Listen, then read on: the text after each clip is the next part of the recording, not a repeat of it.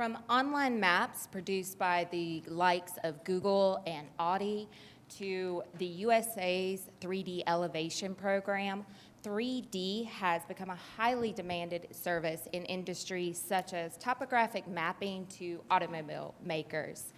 However, is 3D driven by the industries, or is it the marketplace that is creating this demand in a new and growing segment? That is what we'll be discussing today in this panel discussion. I want to thank everyone for joining us today here. Also, we want to make this a very interactive panel discussion, so please, for the audience, if you have a question or a comment on anything that is said today, please feel free to jump in, pose questions, and interact with our panelists today. Also, we will be taking questions from the online world. We have Viviana in the back, and she will be monitoring Twitter. If you would also like to follow along on social media, please do so. You can do that with #GSDpanel. So let me introduce our panel members. First off, we have John Velter, who is the HxGN Geosystems President of the Geospatial Solutions Division and the Content and Engineering Services. Then we have Mark Mead, who is the Senior Vice President of Quantum Spatial USA. Then we have Angel Millaresi, who is the CEO of Radiant USA. Then we have Andy McGill, OSI Ireland General Manager. Then John Koppel, CEO of Sanborn USA. And then finally we have Dr. Simon Museos of COVI, and he is the Senior Vice President. Thank you, panel members, for being with us today. So let me start and open up this first question to the entire panel. How relevant is 3D data for the future of each of your businesses? And John, why don't we start that question with you? That's a great question. And if you were lucky enough to see Jürgen's keynote earlier or Ola's keynote yesterday, we really look at 3D as the next way to augment our perception, and to take our perception closer to reality. 2D products, they take us halfway there, but we're 3D machines. Our senses work in 3D and beyond, with smell and some other as well. So it's very important. And the other thing that's interesting too is the closer we come to that, the broader our market becomes. There's more people who can relate to that type of information. So it's very important. All of our new products do focus on 3D. And what about quantum spatial, Mark? I think simply it's fundamental to just about everything that we do. If I look at it from the client perspective, it's really critical in answering the questions that they have and the reason that they come to us. So we've seen 3D really advance a tremendous amount in the last 10 years, and really very, very important to everything with quantum. And Anne? So I'm going to be the contrarian. So in my position with Radiant Earth, you've got to understand the organization first. It's a global nonprofit, and we're focused on delivering geospatial technologies to the developing world through other nonprofits like CARE, Doctors Without Borders, Catholic Relief Services, and offices of the UN. We're interested in finding villages in Nigeria and trying to determine how many people are in those villages so that we can get the right amount of vaccine. And we still don't know where all the villages in Nigeria are and have all the right place names and all the roads in. And Nigeria is just one part of the problem. We're increasingly in a world that's well imaged, but still very poorly mapped. With that said, in my previous life, in 2004, I ran a company called Earth Data, which is now known as Fugro Earth Data. And I, as a new CEO, believed heavily in 3D data. I went out and bought a company called Urban Data Solutions. Urban Data Solutions was one of the first companies to build 3D models of major urban cities, and we had 13 at that time. Let me just say that was not accretive to the revenue of Earth Data. It was perhaps not my best bet as a new CEO. But I think what has changed is the technology is now starting to scale, drive down cost, and I think the adoption of new applications will allow us to scale that even more. And Andy, how does OSI Ireland see 3D data? Well, As the National Mapping Agency, we provide the authoritative data of the state, and that data underpins national infrastructure, so everything we do is based at a national level. And I suppose in the past we've always looked at it as being mapping, and now we have to look at it as information. And I suppose the world is not flat, it is in 3D, so the reality of it is for us to be, I suppose, to have any relevance in underpinning national infrastructures into the future, we have to produce data and information in 3D. So yeah, it's very relevant to what we're going to do going forward. And John, what about Sanborn? Well, Sanborn's been around a very long time, and I have a picture in my office of the Chicago Stockyards in 1903 that was a hand-drawn 3D map. So 3D's been part of our heritage. We mapped 100 cities right after 9/11 for the insurance industry, and with 3D models, so they could do all kinds of analytics on what would happen if another catastrophe occurred in another city. And since then, we've continued to do 3D models and mapping around the world. I will say that we've all the aerial survey companies have been in 3D a long time, because you compile data for GIS systems in 3D from stereo imagery. So whether we're talking about 3DEP, which is LiDAR, or we're talking about building models, or we're talking about compilation into 3D GIS systems, I think it's a very important part of the business for Sanborn and for the industry. And finally, Simon, let's get your opinion from Kobe. Kobe Mapping is part of a large engineering consultancy group. So there, I must say, it depends a little bit if 2D or 3D is required. Of course, as also everybody else said, photogrammetry necessarily generates 3D, and this is an important part of our business when you see it from the producer side. But we can also see in the consultancy area of our business, especially land administration, urban planning, transport planning, 2D, so all areas in which human interpretation is relevant to see context, to see social and social spatial relationships. This is where 2D is much easier to handle. Also, tools and procedures are designed for 2D. Now, in the engineering world, on the other side, we are more and more faced with requirements of our engineers to design in 3D, BIM, of course. And when we go a step further today in autonomous traffic and smart cities and so on, we are starting to talk more and more about machine-readable data. So that doesn't matter if a human can interpret it or not, and there 3D is absolutely the trend. So what I'm gathering from the panel is most are very much in support of 3D, but there's still a need for 2D. And this next question, I want to start with Anne and Simon. So do you foresee that 3D is going to replace the need for 2D, or is 2D still relevant in the industry? So I'm going to start that off with Anne. I'd like to hear Simon's follow-up on that.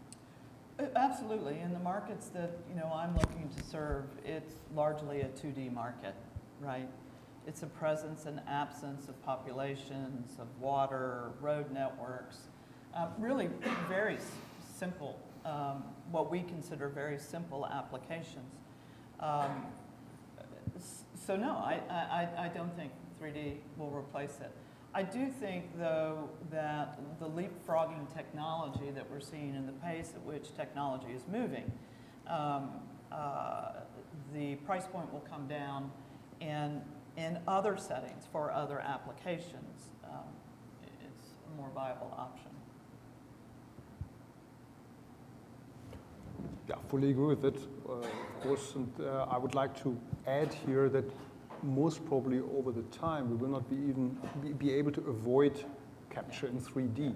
So 2D will be a derived product anyway, and wherever humans need to use it, we will still use it, but possibly rather as a broken down version of the original 3D data. So my next question is for the other four panelists who seem to be a bit more in support of 3D. So what are the key drivers for 3D that you see happening? You want me to start? Sure, Mark. So I think a number of things, software and automation, I think, have come a tremendous way in the last 10 years, probably even the last 5 years. What we're seeing is adoption with our clients of 3D data in just about everything that we do, and we touch a lot of different vertical markets at Quantum. So software and automation are one of the key drivers, certainly technology in terms of the sensors. There's a statistic that I think about, and like John, we really had our genesis as a mapping company with stereo plotters and stereo imagery collecting 3D data from the time that I entered the market quite a long time ago.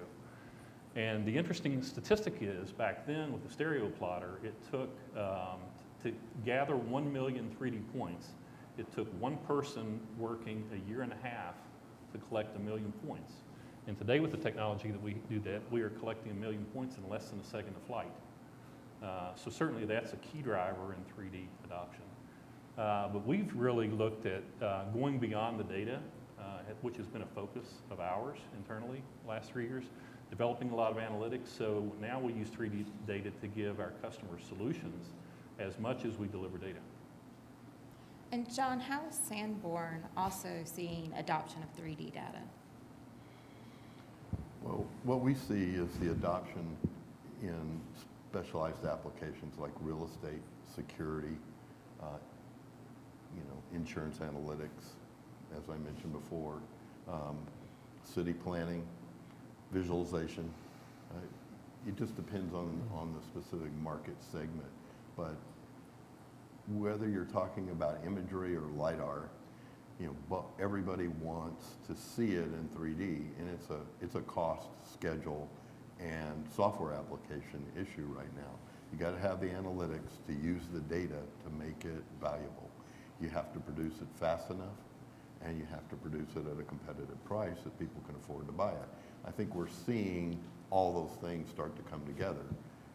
HxMap, a product that we just heard about today, again, has the capability to create 3D models. I mean, that's a big step forward when you can merge the LiDAR and the imagery automatically that before had to be done manually. And Andy, at OSI, do you think this is happening fast enough, the adoption of 3D? Yeah, I think the adoption of 3D is happening fast enough, maybe too fast in some places, because I don't think that there has been enough decisions made around this formats and standards and all of that kind of thing. So yes, it's happening fast enough, maybe too fast in some places, but I think just going back to the driver's side of it as well, I think part of the things that we're seeing in Europe as well is you've initiatives such as directives from the EU, such as noise mapping, and noise mapping doesn't make sense in 2D.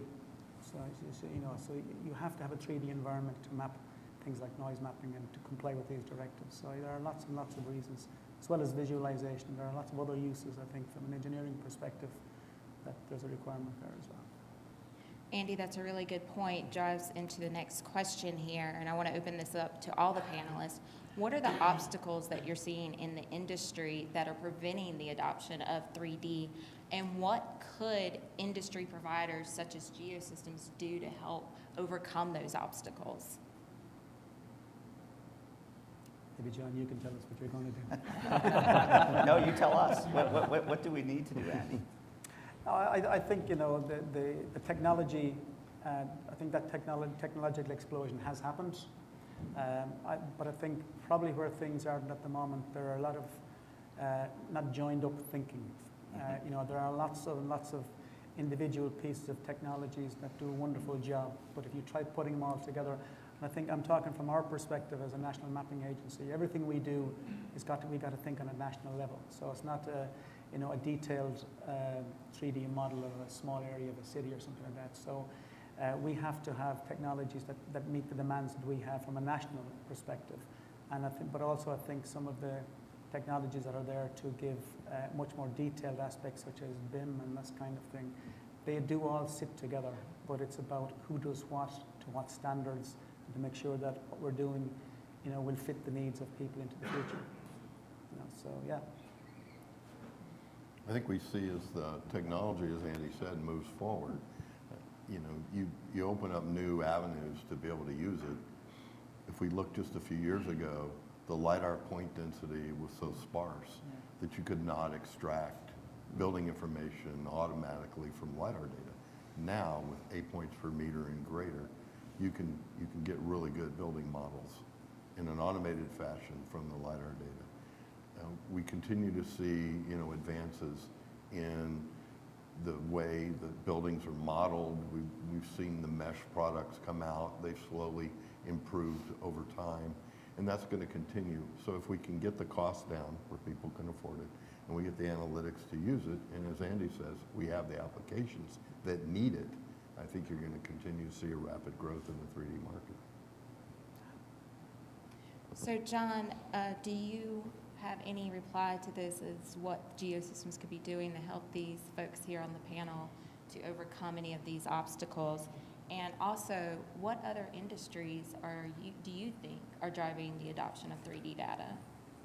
I think the big one, you know, we've taken the first steps with things like City Mapper, where we put the two technologies in one system. You know, in the past, there's always been the opportunity to fly with two separate sensors, whether dual port aircraft or two aircraft, but that was expensive. So the first step was to make it simple from that perspective so that it opened it up to most customers. Then the next one was really bringing the workflow together, because if you have the sensor that collects both, the last thing you want to do is land and have two different workflows you have to go into. I mean, you lose efficiency. So we've really kind of maybe focused on the collection and creation efficiency, but I think where we really need to work as an industry is what comes next. And there needs to be some better platforms to collaborate with this data, to host this data, to get this data out to all the stakeholders. Because if we keep kind of building little islands of data, we limit ourselves. So I think that's really where we're going to be focusing in the future is how do we start to connect these islands of rich 3D data together. And maybe this is as simple as bringing in our mobile mapping or our backpack as well. You know, they're still fairly separate technologies, so we need to bring it all together. From an industry perspective, the big one that's very interesting to HxGN is the smart cities. You know, this is one that's changing very, very quickly. We've got a couple projects in Asia that to me are really, really interesting, that I've never thought about it from the point of view that there's certain cities that are changing so fast, it's impossible for a human to keep up. You know, I was in Beijing in a taxi, and the taxi driver had his navigation going. And I made some comment, he goes, yeah, well, Beijing, you cannot navigate without navigation anymore. There's roads being changed from one ways to two ways, from two ways to one ways, all of this stuff so frequently and with construction that you now need augmented reality to actually get through the city in an efficient way. So this was kind of a light bulb for me, saying we need better systems, because this is now touching everybody. It's not just the realtors or the city planners. This is a day-to-day problem, you know, these kind of data sets. So that's where we're really focusing. All right, speaking of smart cities, I want to follow that up with Mark. Other than smart cities, or maybe even in conjunction with, what are some of the best projects that you're seeing that are suited for 3D data? Well, again, probably for us, everything, and it probably touches every client that we have in our business. I think of things in probably some big categories: transportation, energy, green energy, utilities, environmental. As an example for environmental, we do a lot of work. The 3D data that we do, some of the coastal work that we've done over the years is used to monitor sea level rise and do predictions on what's going to happen with that. Certainly flood risk, H&H modeling. We do damage, post-disaster assessment. So we're in many times coming in right after a hurricane or tornado, or after an earthquake or a landslide, as in Coastal Washington a couple years ago. Doing monitoring there. Transportation really touches, again, a number of areas for us, and that includes roadway and roadway design and planning. It includes airports, pavement assessment. It includes obstruction mapping in the approach departure zones. It includes rail, positive train control, vegetation management around that. In the utilities, again, vegetation management, and that's where we really, when we get into the higher density data that we've talked about a little bit, 20-point per square meter data becomes very interesting when you're doing vegetation mapping and looking at risk assessment around transmission lines. You're looking at distribution lines in neighborhoods and wide areas. And again, in the approach departure zones, we can look at trees. We can combine that with hyperspectral data, and now we can do speciation of the trees and look at a plan for the next year or the next 2 or 3 years in terms of growth rates. So really for us, I think most of our clients are addicted to 3D data at this point. They need it for the answers that they want us to provide. And so for us, it really touches on everything that we do. Those are all very valuable applications. I'm taking that it's a very U.S. focused application. At the moment, we're more U.S. focused than anything else, so that's what I'm the most knowledgeable. But I can't imagine the things that I've talked about, at least in the developed world, in Europe, Australia, in the developed world, that it's probably very similar to what we see in the U.S. Okay, great.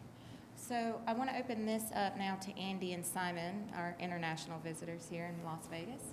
So how do you see this in Europe? Is there a difference from what Mark has been talking about for your focuses? I don't think it's very different no matter where you go. You know, the world is what it is, I suppose, and it is in 3D. And I think it's about how you collect information, the value of the information, and how you present that back. And 3D, I think, is, you know, and things like, you know, smart map and these type of thing, you know, dashboards, you know, being able to present information back in 3D, I think it'd make a lot more sense to a lot of people. I know some people say you might have a lot more information to ignore. Maybe you do, but maybe that's a good thing, that you can focus, you know, if it's presented properly to you, that you can just focus on the information that you actually need and ignore the bit that you don't need. I don't think it's really that different in Europe as it would be here in the States. The world is what it is. Yeah, agree with that, and I would like to add here, we shouldn't forget that Europe has a lot of different national legislations and in some areas different adaptation rates of new technology. I'd say some of the areas are much faster advancing in 3D and others are, say, a little behind. And also compared to the United States, we cannot simply say that this is Europe, this is the United States. In the US, our experience has been that innovation spreads much faster. And maybe it takes a bit longer to adapt in the beginning to recognize as an innovation, but then once it's recognized as useful, then it spreads very fast. So when you see autonomous traffic, all the large companies who are on that track would most probably have a fast adaptation in the US. On the other hand, also coming a bit back to 3D, and it was just said Europe, I hope I don't take the point away from Anna. The importance of 3D for the developing world is insofar pretty important. We do a lot of land administration, we do land countrywide mapping often in whole African countries with our aerial photogrammetry. And if we had the chance today to feed a 3D data set into an analytical system, some deep learning infrastructure, and to find with this information, 3D is an important important attribute, to find areas which have never been mapped before in an automatic way, then this would give a tremendous boost to the development in these areas. And I think you can agree with that. Yeah, no, I agree. And I've recently, there's some fascinating research I was telling John about at lunch at Oak Ridge National Labs, a Department of Energy lab here in the United States, where they're using very high resolution satellite imagery and machine learning to extract building footprints, even in relatively small buildings made of multiple different materials. The R&D on that has, taken 5 or 6 years, and it takes the second largest computer in the United States to run on. But they classified every building in the state of South Carolina in 3 days, wow, the building footprint. And they're now extending that into some of the Nigeria R&D efforts. I was recently in India, in Hyderabad, and had the opportunity to visit with the National Remote Sensing Center as well as the Tsunami Warning Center. in India, and obviously tremendous risk from tsunamis along the Indian coastline. And they have developed a fabulous system across much of their coastline. I don't know that it was the entire coastline of India, where they've flown orthophotography and LiDAR and then drones. They've captured every building. They've captured who they believe lives in that building, and what their phone numbers are, the elevations, and so they do the inundation zones and the predictions for warning systems. They've also set up geofencing technology. So if they know there's a cell phone in that area, they're going to send you a text for the inundation. And I think that the beautiful thing there is that they've leapfrogged a lot of the learning that usually, you know, kind of we grind it out in Europe and North America trying to develop these integrated systems. They've been able to leapfrog and implement those systems much more quickly. Clearly, they are a regional leader in that part of the world, but there are applications there, 3D applications in the developing world, in global and international development and humanitarian work. It's just, it's not at the forefront. You know, there are just some more practical things that need to come first to look at issues of famine and refugees and a whole host of other kind of very important Pavlov's dog kind of needs. So, You know, something interesting was said that I want to call out, and it's the what to ignore. And I think back to the early days. If I go to LiDAR, again, we started with quite a bit of 3D data from imagery. But in the early days of LiDAR with us, which was probably about 18 years ago, it was our goal to get rid of everything above the ground and push it off into a class and ignore it. And everything that we did was based on the bare earth or the natural ground. And that's what all of the analytics and everything that we did, it's what our customers wanted. I don't think we realized in the early days how much value there was in the things that are above ground, in looking at vegetation and infrastructure and buildings and electric transmission lines. And for us, it was quite some time ago that someone flipped the switch and said, you know what, all this data that we're pushing off into noise or into a class that's not a ground class has a tremendous amount of value to provide answers to our clients. And that's been a really interesting transition over the last 10 years, is to developing systems in an automated fashion to turn that into really interesting information for our clients, helping them answer the problems. Absolutely. So I want to take this moment, I think this is a good moment, to open up to our audience, see if we have any comments or questions out there, anything that you would like to pose to our panelists today. Yes, Ron. So if we make the assumption that we're trying to get toward better decisions via better information, what are the main drivers in the better? Obviously, we have to have data to create information. And the three major trends that we tend to think about are data with higher spatial resolution, smaller pixels, greater point densities. We think of more information from each piece of data, whether it's a LiDAR point or a pixel, and we think of getting that data more frequently. Which of those three is the top priority? Yeah, I think that there's a vital one there that I think there's a fourth one. It's the attribution that goes with the data. I think that's probably going to create a lot of the value, you know, whereas maybe 90% of our customers, maybe absolute accuracy may not be that relevant. Relative accuracy may be, but I think to most of the people, it's the attribution, if there's attribution, and what that attribution is, and how they can access and display that. I think that's probably a very important part of 3D data. I think it depends upon the application, what's more important in electric transmission may be very different than what's important in city planning. For us, I would say that most of the time, the two most important characteristics would be spatial resolution. Because there are a lot of applications, when we were collecting at 1 or 2 points per square meter, there were a lot of things that just were not very efficient or not possible. Our remote sensing experts became excited when we got to 4 points in terms of doing building footprints. And then once they really started getting their hands on 8 point per square meter data, then they never wanted to go back. Same thing with our clients. But then there are other clients that, for certain things, the timing of the data, after 2 years or after 3 years, the data becomes uninteresting to them. So most of the time, we're looking at some combination of collection date and spatial resolution. And I think that's a fifth one actually is turnaround time. Yep. From the time you capture that pixel, its value is going down.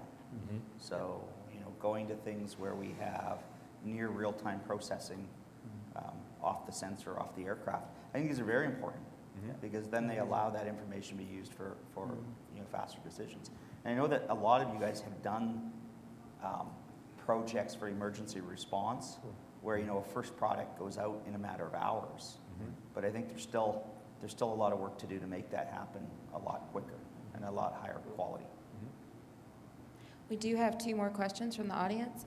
First, Gavin here, and then, sir, we'll take yours. So, Gavin, did you have a question? Yeah, the value, so much content, so little context, the automated feature recognition, and there's been leaps and bounds in that. And we're seeing nowadays a shorter lag time between when a lot of that research goes on for defense and when it's commercial. Thank heavens, that's shorter now. Do you think that is holding us back, that we're not quite as AI in our automated feature recognition, or do you think we're keeping pace with the capabilities of capture? I would tell you that the commercial market is outrunning defense and intelligence in most areas. I agree. When you start seeing the demand for autonomous vehicle information, for smart cities, for other things, the pace at which technology is being developed to satisfy those requirements is amazing. And the creativity that's coming from the individual entrepreneur that's thinking outside of, a publicly traded company. Some of the work that I'm engaged in now is twofold. One is in trying to identify property rights in the developing world. Many people in the developing world may have lived on that land for years and years and years, but they don't actually have title to the land.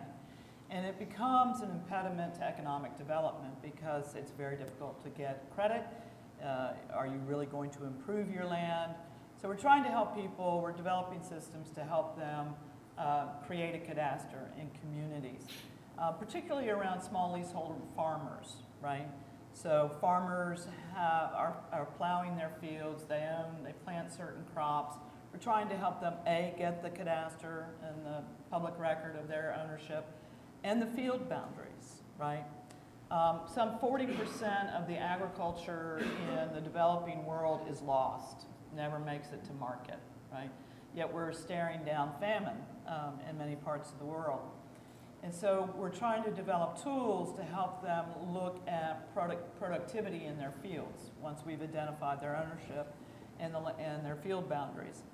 I ran into this entrepreneur out of the Netherlands who comes at it from gaming technology. So he's developing online games.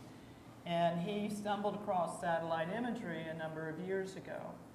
He now has a project that we're helping him with, an Amazon Web Service and the European Space Agency, where he has built Sentinel-2 satellite imagery into his online game. People are paying to play that game, and part of their activity when they're in the game is they're going and identifying crop signatures for corn, for rice, for watermelon, for beets. And then he's crowdsourcing that to the crowd that's paying to play the game, right? And then he's coming back and doing machine learning on that. And it's helping us develop technologies and methodologies, to get information out to the farmers to help them better manage their crops. So that's a really creative response from an entrepreneur who's bootstrapping his efforts, coming into the geospatial arena from an entirely different field. There are multiple examples of that level of creativity that are, I think, driving innovation in directions that many of our defense contractors would have never gone. I must support this crowdsourcing idea. We are working more and more in the manual data extraction toward labeling in certain data sets. And so we are, for instance, at COVI, we have made just a street view, so panoramic imagery collection of Denmark. What is Denmark? It's a small country, but we have 110,000 kilometers of roads and every 7-meter panoramic imagery. So that means we're generating 150 million images. And now comes a simple question: how many how many bins are standing outside in Denmark? This is an answer nobody a question nobody can answer us. And we use simple crowdsourcing platforms to train neural networks. It has more than exponential effect on our output. Sir, you had a question. Yeah, I'm a surveyor, and we've been using the LiDAR programming for a lot of my life. What I see is that even though the 3D world is here and now, at least the industry wants it, we want to produce it, but there's so many of the small businesses out there that do not use it, do not know how to use it. They ask for a 3D product, provide it, and we end up turning it back into a 2D product. I think a lot of it has to do with not only the amount of data that we're collecting, but also the processing of it, and whether we're computer systems can handle it. And I see all that Leica's doing, it's great. And, I don't think, except for the larger companies, I think smaller companies are having a hard time doing it. So I think there's a huge market out there for the smaller companies that we can get them all on board with reducing the cost and the processing of the data, which is critical. I don't know what the solution is, but and as a surveyor, every time we do a survey, it's a point in time. So it's just like your data when you collect. We do a lot of aerial LiDAR work, mobile LiDAR, and we look at it as a resource that we can use over and over. And some of that data, we show it to cities, yeah, it's great. We as the business person that's using it should be also educating them on what they can do with it and how to do it. And I spend a lot of my time doing that.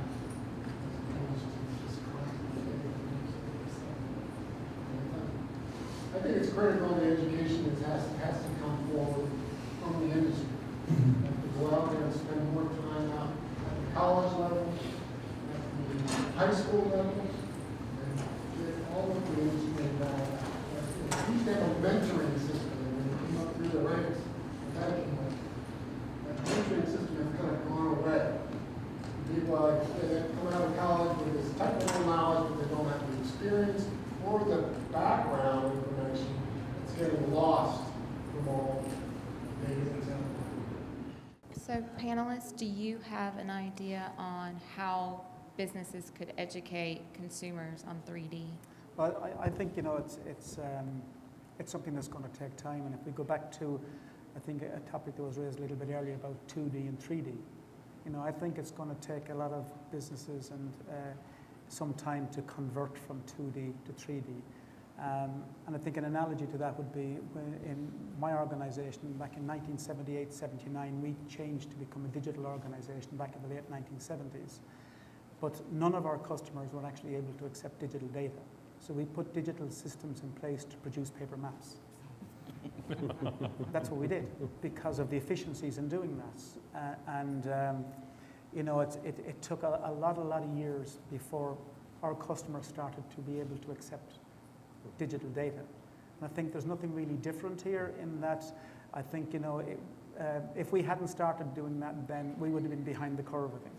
I think now as people who produce data, we got to move forward and produce that 3D data, but still supply those businesses who can only handle 2D data with what they require as well. And I think in time, the number of 3D data users will increase. I think that will naturally happen, yeah. But we should also not forget that in some areas it is not only about education, it is about updation of the norms. In the engineering world, we have seen that only over the last 5 years in construction, BIM modeling or modeling using BIM has become mainstream. We have been producing in an engineering environment for the last 25 years 3D data, and our engineers couldn't digest it because they could not run the risk to be later liable for a design error based on any input data that was not according to their engineering education and certification processes. So it is education, and it is also generating certified processes for the ones who digest the data or supposed to do it. And I think also technology. I mean, now we have, you know, graphics processing units to display 3D data that costs $50. You know, used to, you had to have a special graphics card. The gaming industry has driven, you know, the speed of the processors, the cost of the boards, the cost of the graphics units down so that a small business can afford them now. They couldn't used to afford that stuff. We were talking, you know, $10,000, $20,000 for a reasonable computer to display 3D. Now you can do it for under $2,000. I mean, it's much more affordable. And as you pointed out, the software, the applications. You know, most of all the major software manufacturers now have a 3D part of their software, whether it's GIS or engineering software or whatever it is. That's going to drive adoption much faster. Yeah, the thing I'd add to that is the cultural adoption, you know, issue. And I still think we're in a bit of a technology push instead of a market pull, right? And we all want that market pull. You know, I believed back in 2004 that there was a market, and there is, but the market pull is not there yet. I think virtual reality and online gaming, particularly as the next generation comes up and they're entirely familiar with those 3D structures and expect those 3D structures. They're not going to be foreign to them. I think that will really help create the market pull. I also think the virtual reality and online gaming market itself becomes a big market for much of this data. Not to mention, you know, automated navigation for cars and a whole host. So we're going to see more and more of this data. The next generation is going to be more and more familiar with it. It's going to be the natural way to go about it. It's still a little, you know, alien for us because we didn't grow up with it. Yeah, right. So I think that will start to work in favor of the issues that you've raised. Yeah, that's a very interesting point. So, you know, we have a VR demo in our booth in the zone, and it's funny to watch people use this because most people are afraid to put it on. And those that do put it on, the first thing they do is they find a desk or something to grab onto, right? Whereas I have 11-year-old twins, and they put on these VR glasses, and my son has no fear to go on a skiing treadmill. I don't know if you know what a skiing treadmill is, but it's a treadmill that you pretend to ski on with VR glasses, you know, holding on to nothing, and it's like he's in the real world, and he's having a great time. And I look at this going, I couldn't even stand on this thing. And it's just the way that the new generation is wired, right? Is that they're growing up with this technology being commonplace. So to them, it's not foreign. It's not a push for them to want to use this that they use in their private lives or their fun time in their job. It's going to be expected. So I think it's just timing as well. It will come. In fact, I think that if we don't enable our tools in those environments, that whole generation is going to forget about us. We've got to be ready for it, yeah. Yes. Yeah. Then we can truly retire, Andy. Yeah, exactly. Yes, sir. I'm in. On your phone, everybody's got a phone now. You can turn on the map, turn on the online aerial. You can go in 3D, you can fly. It's amazing the detail. It's like you're going to explore Africa, do like all this anything. Yeah. That's such an easy thing to for people who don't play the games and other things to actually be involved in.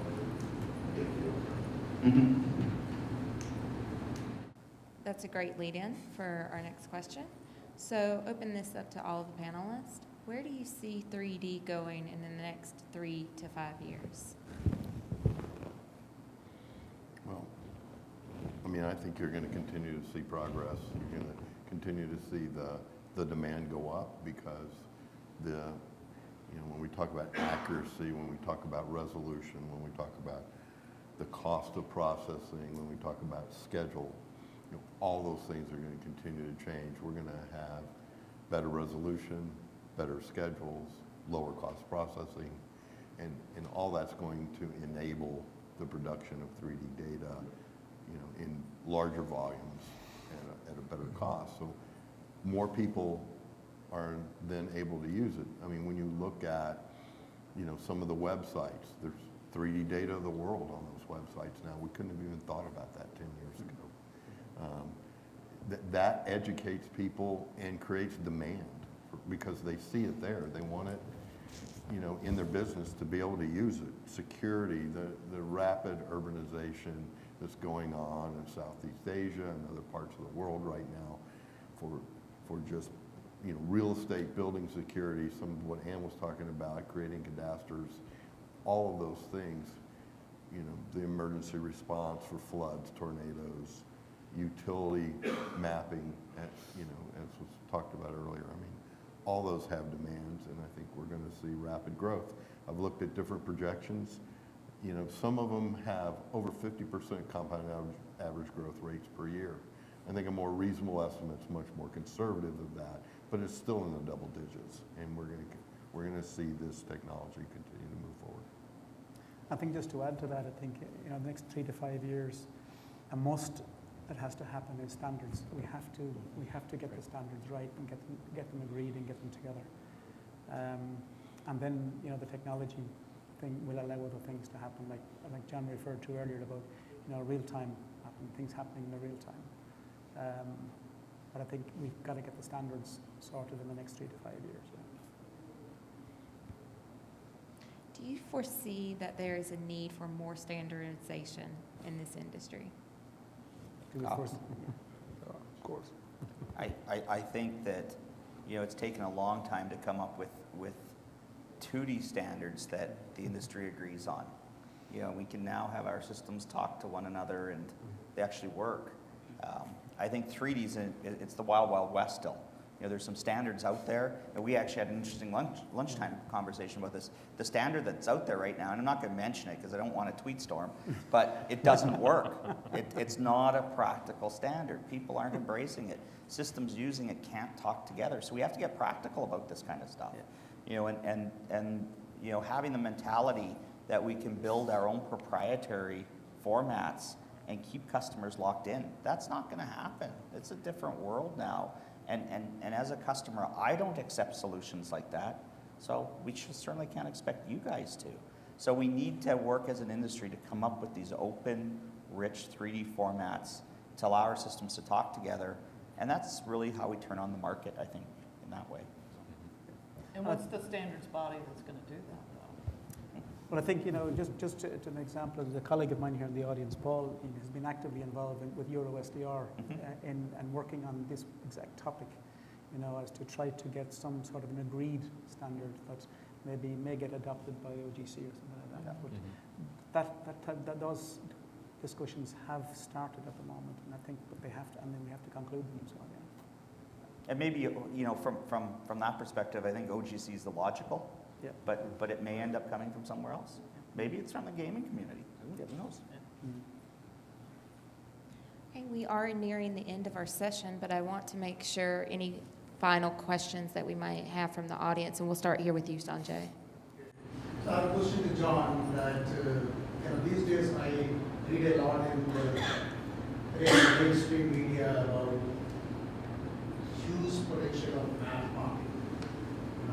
Especially in Europe, news items and things like that. You see, in fact, I saw a story which talks about the war over $1 billion map. So that's the kind of statement which comes in the mainstream media, which means that there's billions of dollars of opportunity for good quality maps, and I'm sure that we are talking about those maps, not like Google Maps. So where do you see that this kind of opportunity is going to help HxGN and its partners to build multiplying impact on the business? I think that's an interesting question because that actually ties back into our HxGN content program, where we do see that there's a demand for rich global data sets. We also don't see that we're the ones that make the most sense to create that ourselves. We see it as we have fantastic customers around the world that really have that expertise. They're doing that work right now, every day. I have 550 sensors around the world that hopefully every week each one of those is flying in their region creating this kind of data. So what we did was we really crowdsourced that.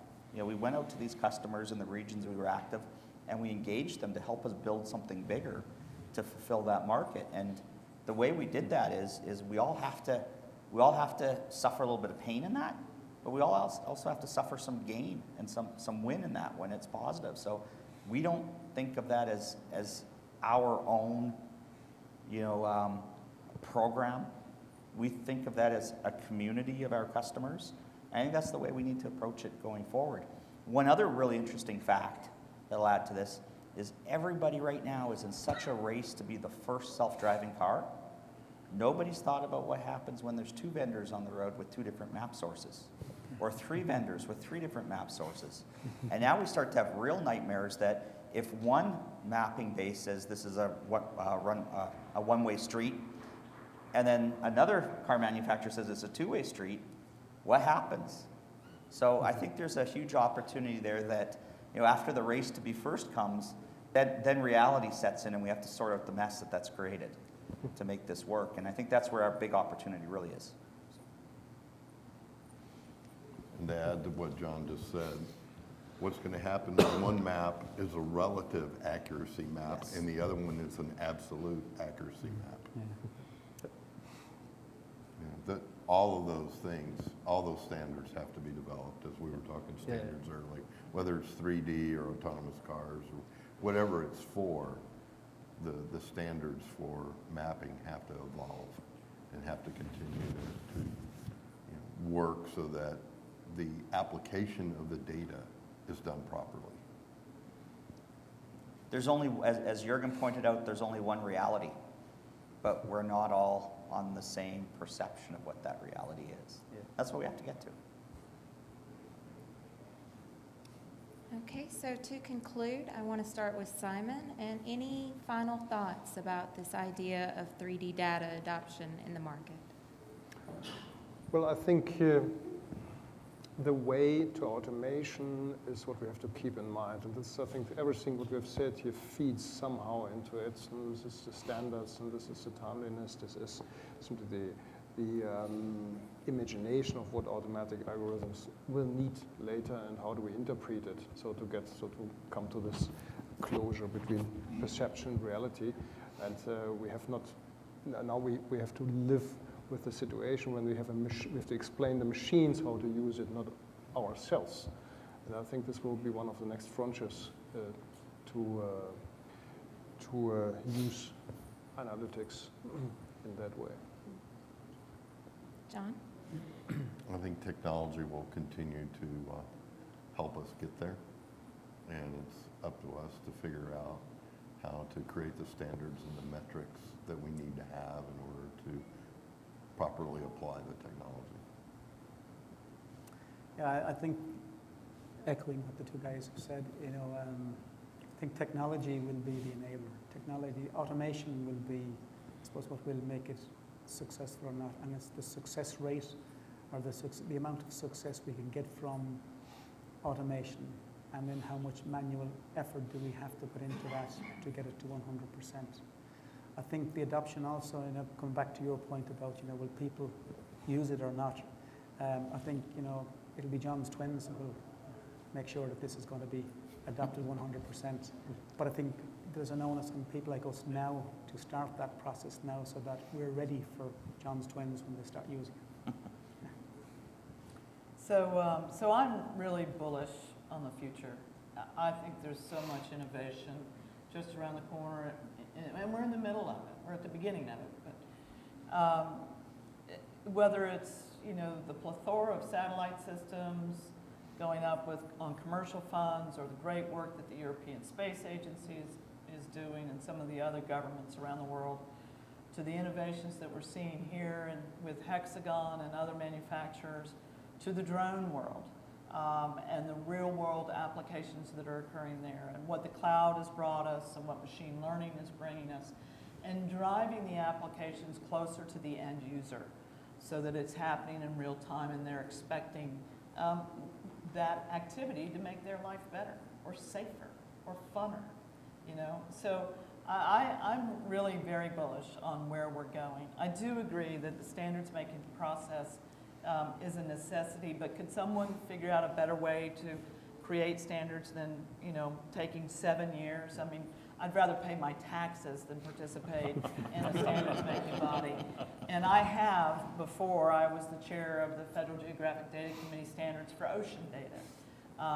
It was a great reason to leave the federal government so that I didn't have to work on standards anymore. We've got to find a better way to socially engineer, I think, the standards process. I think it's an exciting time. I agree with Ann. I'm bullish. I think affordability, I think the ability to get higher, ultra-high resolutions. If we look at what's happened in the market in the last 2 years with LiDAR sensors and know where we can go to today and at a very affordable price point, it opens up so many things for our clients. It opens up so many things. And I think back to, I'll date myself, for 25 years ago when I got into the market, we were dragging contours with a stereo plotter onto Mylar and rolling it up and shipping it to our clients every day in a FedEx tube. You know, then we moved to shipping hard drives, and now we don't even do that. You know, the data is available to them. So we've come a long way in the last 24 years. I think when I look out the change there, I know in the next 3 to 5 years, we're going to see a lot more change than I've seen in the first 24 years of my career in this business. I think the interesting point is if we look back to yesterday's keynote and we talked about Moore's Law and, you know, doubling transistor count every 2 years. I didn't want to correct the boss, but the fact is that run rate's now that's doubling every 12 months and it's accelerating. And I think that's what we see in a lot of the technology arenas right now is things are accelerating. It's moving very, very quick. And as soon as we start to see things like 3D on mobile phones, that is the transition point where things will change and they will change instantly. It won't be a matter of measuring it in months or years. As soon as the next iPhone comes that does support, you know, kind of a VR experience, it's going to happen very quickly. I mean, Google tried it with Google Glass and it was kind of a failure, but it's going to come. It's going to come very, very quick. And I think that's the one that we're fooling ourselves if we don't really consider how fast this is going to happen. It's definitely a lot of factors that are considered here in the adoption of 3D and also still the need for 2D. I want to thank our panelists, each and every one of you, for being here today and sharing your insights with us. I also want to thank all of our audience members for spending your time with us and for your great questions. So thank you for being here, and we hope you have a great rest of HxGN Live conference. Thank you.